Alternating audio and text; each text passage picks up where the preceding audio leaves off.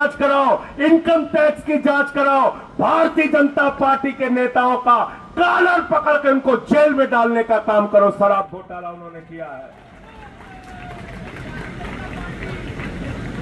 जब मैं जेल से बाहर आया तो पहले दिन तो मुझे ज्यादा जानकारी नहीं थी, लेकिन दूसरे दिन जब साथियों से बात की, पूरी जानकारी मिली और पता चला कि कितनी बड़ी गहरी साजिश के तहत आपके नेता अरविंद केजरीवाल को गिरफ्तार किया गया है। याद रखना, गहरी साजिश के तहत मैं कह रहा हूं। इस जंतर मंतर के ऐतिहासिक धरती से पूरे देश को बताना चाहता हूं, अरविंद केजरीवाल जी ईमानदार थे, ईमानदार हैं, ईमानदार रहेंगे। अरविंद केजरीवाल जी मुख्यमंत्री थे, मुख्यमंत्री हैं, मुख्यमंत्री रहेंगे। और गहरी साजिश मैं क्यों कह रहा हूं? गहरी साजिश इसलिए कह रहा हूं कि भारतीय जनता पार्टी ने जो मुकदमा बनाया है केजरीवाल जी के खिलाफ, 10वीं का बच्चा अगर सुनेगा, 10वीं का बच्चा, ईडी तो छोड़ दो, होमगार्ड को भी जांच करने के लिए दे दिया जाए, सिविल डिफेंस वालों को भी जांच करने के लिए दे दिया जाए, तो 3 घंटे के अंदर बता देगा कि फर्जी मुकदमा है, फर्जी मुकदमा है, फर्जी मुकदमा है।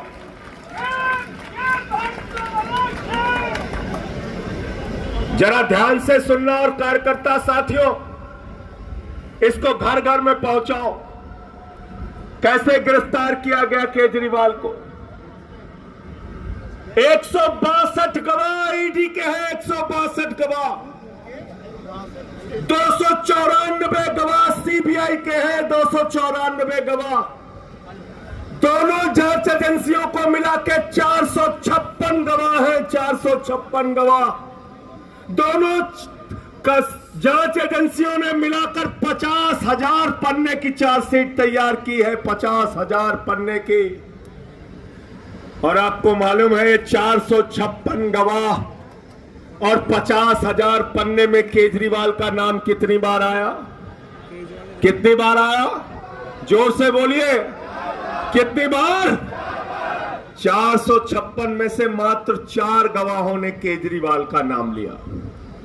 उन 4 गवाहों ने किन परिस्थितियों में, किस दबाव में और कैसे अरविंद केजरीवाल का नाम लिया, ये आम आदमी पार्टी के एक एक कार्यकर्ता, दिल्ली की 2 करोड़ महान जनता और देश की जनता और विपक्षी पार्टियों को पता होना चाहिए।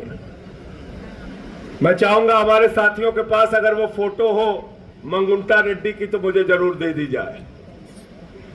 साथियों और दोस्तों, एक व्यक्ति है मंगुंटा रेड्डी, दूसरा व्यक्ति है उसका बेटा राघव रेड्डी, तीसरा व्यक्ति है शरद रेड्डी, चौथा व्यक्ति है सी अरविंद। इन 4 लोगों ने नाम लिया। बात करते हैं मंगुंटा रेड्डी की। मंगुंटा रेड्डी के घर 16 सितंबर 2022 को ईडी छापेमारी करती है। कहते केजरीवाल से क्या मिले थे आप? उसने कहा हाँ मिले थे। क्यों मिले थे? अपने चैरिटेबल ट्रस्ट के लिए जमीन चाहिए थी। उसके बयान लिए गए। 10 फरवरी तक उसने कुछ नहीं कहा, तो उसके बेटे को 10 फरवरी 2023 को गिरफ्तार करके भाजपाइयों की ईडी ने जेल में डाल दिया। उसके बेटे से पूछा केजरीवाल का नाम ले, पहली बार कहा नहीं लेंगे, दूसरी बार कहा नाम ले, उसने कहा साहब नहीं लेंगे, तीसरी बार कहा नाम ले, उसने कहा साहब केजरीवाल ने कुछ किया ही नहीं तो कैसे नाम ले, चौथी बार कहा नाम ले, उसने कहा साहब केजरीवाल से कोई मतलब नहीं तो कैसे नाम ले, पांचवी बार कहा नाम ले, नहीं लेंगे, 6वीं बार कहा नाम ले, उसने कहा नहीं लेंगे, 6 बार नाम लिया, 5 महीने की जेल बीत गई तो बोले जिंदगी भर जेल में सड़ेगा अगर केजरीवाल का नाम नहीं लेगा। अब वो कमजोर पड़ गया, उसने 7वीं बार केजरीवाल का नाम ले लिया। 7वीं बार नाम ले लिया। कब लिया? 16 जुलाई 2023 को। 16 जुलाई 2023 को जैसे ही उसने नाम लिया अरविंद केजरीवाल को, 18 जुलाई 2023 को ईडी वालों ने कहा बेटा अब कोई दिक्कत नहीं, जमानत पे छूटो, घर जाओ। समझ गए? समझ गए मुकदमा? समझ गए मुकदमा? 10वीं का बच्चा पता लगा सकता है ना इस बात का कि फर्जी मुकदमा है। 16 जुलाई को जैसे ही नाम लिया, 18 जुलाई को उसकी जमानत हो जाती है। 10 बयान बाप बेटे ने दिया। ने कहा ये मुख्य घोटालेबाज है, किंग पिन है ये। 9 नवंबर 2022 को उसके घर में छापा पड़ा। 10 नवंबर 2022 को उसको गिरफ्तार कर लिया गया। 10 नवंबर 2022 से लेकर 25 अप्रैल 2023 तक 1-2 नहीं 12 बयान उसके लिए गए। 12 बयान। 10 बयान में उसमें अरविंद केजरीवाल का नाम नहीं लिया। अंतिम के 2 बयान में जब उसने केजरीवाल का नाम लिया तो ईडी वालों ने कहा बेटा अब तुम्हारी जमानत करा देंगे। उसने कहा कैसे होगी? बोले कह देना अदालत में कमर दर्द हो रही है, जमानत हो जाएगी। मनीष सिसोदिया जी की पत्नी पिछले 20 साल से एक बीमारी से ग्रसित है। इस पीड़ा की घड़ी में अपने पति का उनको इंतजार है, उनको जमानत नहीं मिलती, लेकिन कमर दर्द के नाम पर मुख्य घोटालेबाज किंग पिन को जमानत मिल जाती है। एक ईमानदार आदमी जिसकी बेगुनाही के सबूत चिल्ला चिल्ला कर बोल रहे हैं, उसकी जमानत का विरोध करने के लिए ईडी एड़ी चोटी लगा देती है अरविंद केजरीवाल की जमानत का विरोध करने के लिए, लेकिन शरद रेड्डी को कमर दर्द के नाम पे जमानत मिल जाती है। और वो शरद रेड्डी कौन है? 10 नवंबर को गिरफ्तार हुआ। 15 नवंबर को भाजपाइयों को नजराना पेशगी पहुंचा दी उसने। कितने की? कितने की? कितने की? पीछे तक बोलिए जिससे याद रहे, मीडिया वाले भी सुने। कितने की पेशगी पहुंची? जोर से बोलो, मीडिया वाले नहीं सुन रहे। 5 करोड़।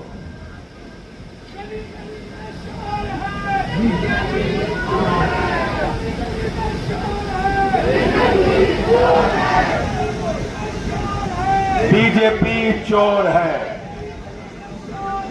बीजेपी चोर है।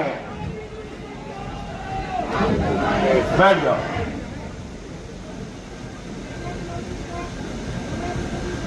$5 करोड़ दिया और उस शरद रेड्डी ने गिरफ्तारी से लेकर रिहाई तक 55 करोड़ रुपए की रिश्वत दी भाजपाइयों को। 55 करोड़ की।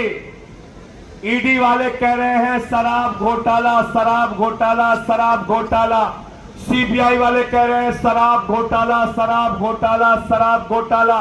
इनकम टैक्स वाले कह रहे हैं शराब घोटाला, शराब घोटाला, शराब घोटाला। अरे शराब घोटाला तो खुल गया, तुम्हारे माई बाप भारतीय जनता पार्टी वालों ने शराब घोटाला किया है।